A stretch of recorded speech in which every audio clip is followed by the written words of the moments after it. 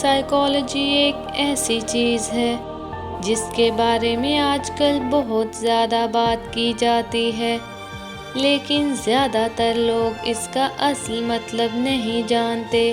آسان لفظوں میں ڈارک سائیکالوجی ایسے طریقوں کو کہا جاتا ہے جن کے ذریعے کچھ لوگ دوسروں کے دماغ، سوچ اور جذبات پر اثر ڈالنے کی کوشش کرتے ہیں۔ ایسے لوگ سامنے والے انسان کو آہستہ آہستہ اپنے قابو میں کرنے کی کوشش کرتے ہیں، اور زیادہ خطرناک بات یہ ہوتی ہے کہ اکثر انسان کو دیر تک یہ احساس ہی نہیں ہوتا کہ اس کے ساتھ ذہنی کھیل کھیلا جا رہا ہے۔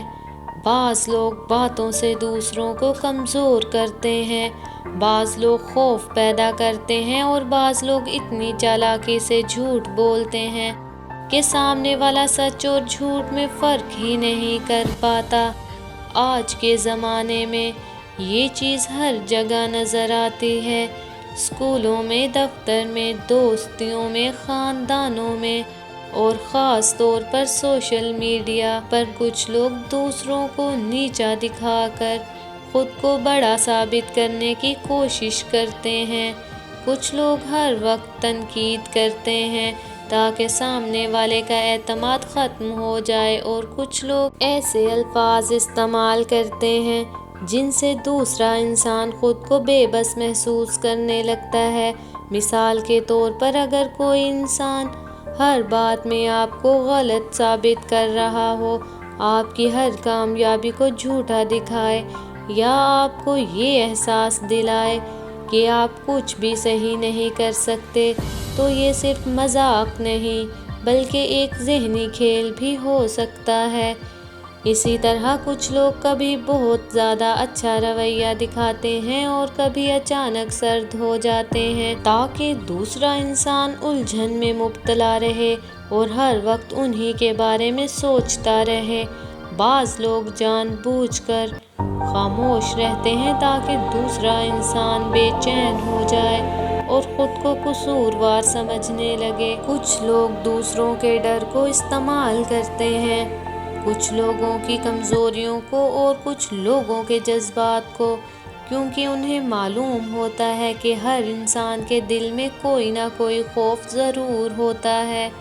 کوئی تنہائی سے ڈرتا ہے، کوئی ناکامی سے، اور کوئی لوگوں کی رائے سے۔ یہی وجہ ہے کہ چالاک لوگ انہی کمزوریوں کو استعمال کرتے ہیں تاکہ دوسرا انسان ان کے قابو میں رہے۔ آج کل سوشل میڈیا پر یہ چیز بہت زیادہ بڑھ چکی ہے۔ بہت سے لوگ جھوٹی شان و شوکت دکھاتے ہیں تاکہ دوسروں کو احساس کمتری کا شکار کر سکیں، اور کچھ لوگ ڈر پیدا کرنے والی باتیں کرتے ہیں تاکہ لوگ ان کی ویڈیوز زیادہ دیکھیں، اور کچھ لوگ دوسروں کے جذبات سے کھیل کر شہرت حاصل کرتے ہیں۔ یہی وجہ ہے کہ آج بہت سے لوگ ہر وقت پریشانی، بے سکونی اور زیادہ سوچنے کی بیماری میں مبتلا رہتے ہیں، کیونکہ وہ ہر وقت دوسروں سے اپنا مقابلہ کرتے رہتے ہیں۔ ڈارک سائیکالوجی کا سب سے خطرناک حصہ یہ ہے کہ یہ انسان کے اعتماد کو آہستہ آہستہ ختم کرتی ہے۔ شروع میں سب کچھ معمول کے مطابق لگتا ہے، لیکن وقت کے ساتھ ساتھ انسان خود پر شک کرنے لگتا ہے۔ اسے لگنے لگتا ہے کہ شاید وہ واقعی کمزور ہے، شاید اس کی سوچ غلط ہے، اور شاید وہ کبھی کامیاب نہیں ہو سکتا۔ یہی وہ لمحہ ہوتا ہے جب دوسرا انسان اس کے ذہن پر اثر حاصل کر لیتا ہے۔ اسی لیے سمجھدار لوگ ہمیشہ اپنی عزت نفس محفوظ رکھتے ہیں۔ وہ ہر بات پر فوراً یقین نہیں کرتے، وہ اپنی کمزوریاں ہر کسی کو نہیں بتاتے۔